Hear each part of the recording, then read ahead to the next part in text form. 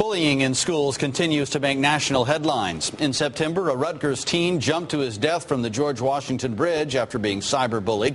Here at home, a bullied 12-year-old in Hartford brought a BB gun and a knife to elementary school to protect himself. Today, Hartford lawmakers held a forum to help curb bullying. Fox Connecticut's Rachel Frank was there and joins us now in the newsroom with more on the discussion. Rachel.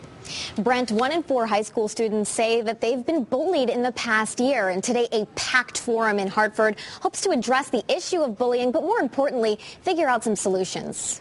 Logan West was bullied because of the color of her skin. I wasn't black enough to fit in with the black girls or white enough to fit in with the white girls. So I was tortured for 2 years.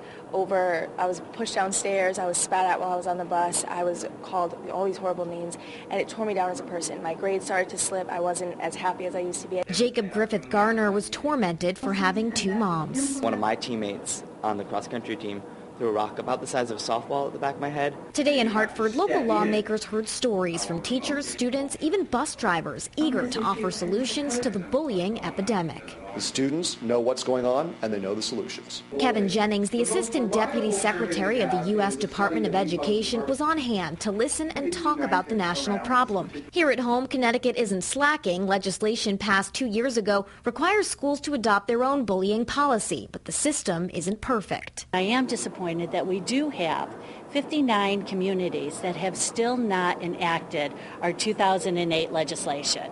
And I think that the Commissioner and the State Department of Ed has to take a look at why. The Department of Education will also need to look into the issue of cyberbullying. If you think about it, if someone does something on Facebook, if someone does something through their texting, how exactly do you address that through legislation, given that it hasn't happened in a schoolroom? It's tough. Legislatures have a rough draft for the new policy, hoping to delete cyberbullying for good. Logan says it's a start. It's about time that our society makes a difference when it comes to bullying, because as much as we try to sweep it under the rug, it's still going on.